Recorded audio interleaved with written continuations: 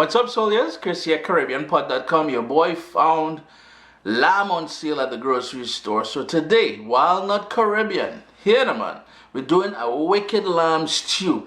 We're gonna start it on the stove. We're gonna finish it in the oven, low and slow. We're eating good tonight. Yes, we are. Stay tuned. In my big oven proof, yes, we will be finishing this off in the oven, but for now we're gonna start it on a stove top on a medium heat, nice and heavy. It has a lid as well. I'm gonna go in with a drizzle of olive oil, and the only reason why, that's about a tablespoon of olive oil. The only reason why I'm going in with a tablespoon of olive oil is because the bacon that I'm starting with is very lean. Where if there was a lot of fat, I wouldn't have to add any oil in there. All we want to do here is render that off, get it nice and crisp.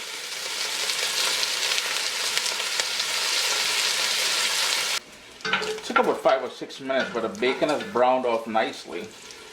So here's where now we're going to remove that, drain it, put it on a paper towel or something, and set it aside until later on. Just going to add another tablespoon of olive oil to the pot there. And I've lightly floured the blade chops, and this is lamb blade chops.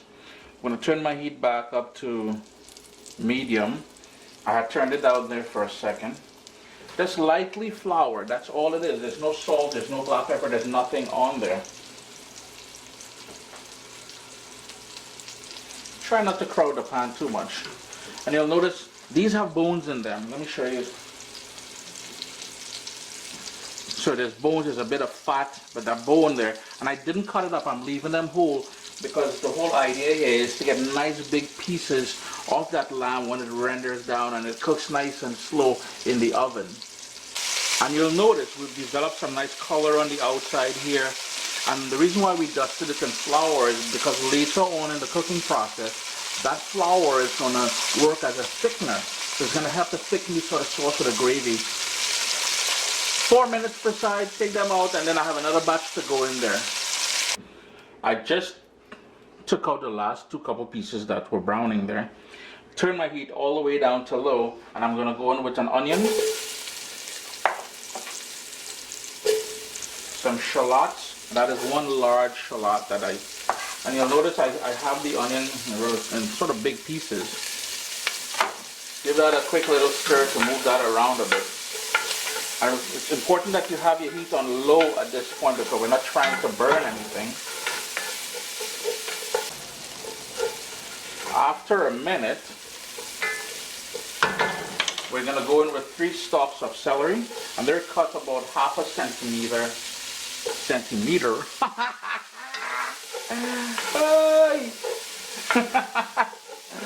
Oh geez, man, dear is my mother. What kind of thing is that?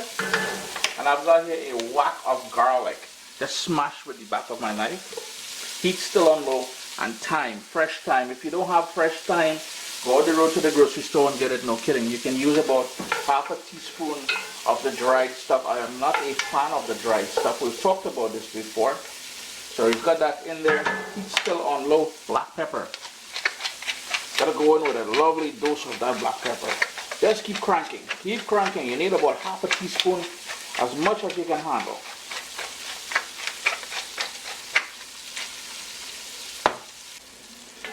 It's been a minute and a half since I added the garlic.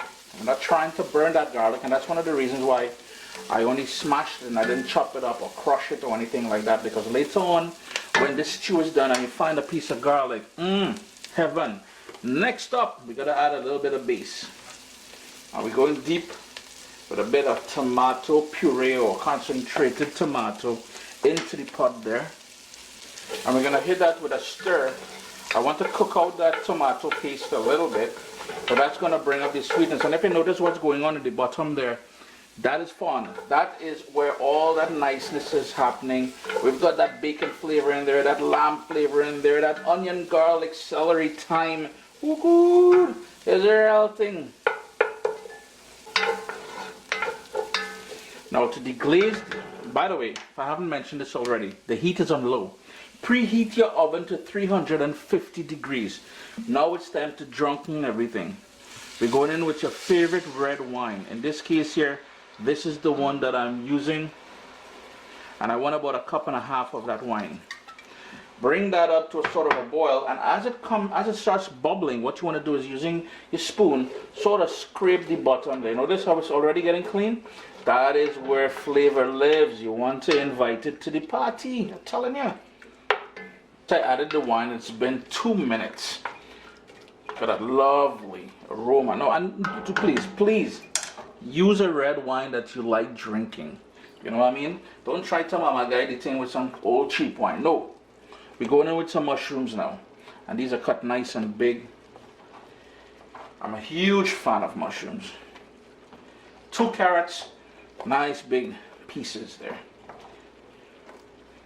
Salt. We haven't done any salt yet.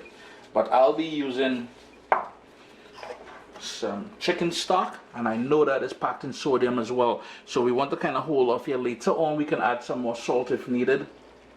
Just gotta love how that looks right now. Now we worked on the base, and this is the sort of the body of the stew now. So we've got the carrots in there, we've got the mushrooms in there. It is time to go in with some washed potatoes, and I love using these little baby potatoes. There's some red and some white ones in there. Anything slow cooked, like a stew or soup or anything like that, you can never go wrong by adding a couple bay leaves in there.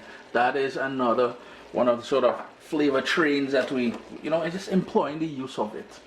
Just gonna give that a quick mix.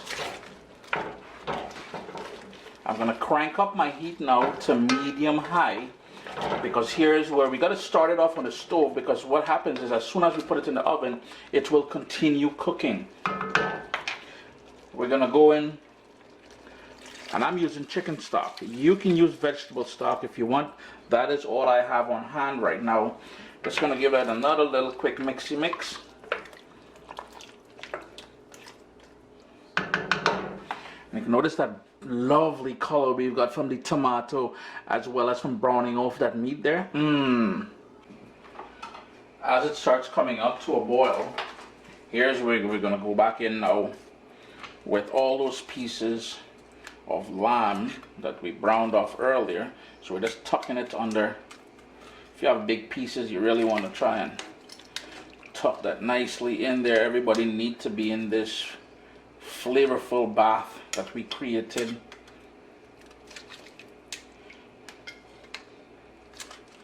Any sort of juices goes back into the pot as well. We're not trying to waste anything. And remember that bacon that we started off with? Yes, it is going in here as well. All of that lovely bacon in there. Papa. Give that a quick little mix. I want that bacon to go all over. You want to mix those potatoes around. One more thing I like going in there with at this point, and later on I'll add some more, is some parsley. The parsley tends to cut some of the fat, and later on we'll talk a bit more about that. But gonna give that a quick little stir again. Bring that up to a boil. Your oven should be preheating to 350 degrees.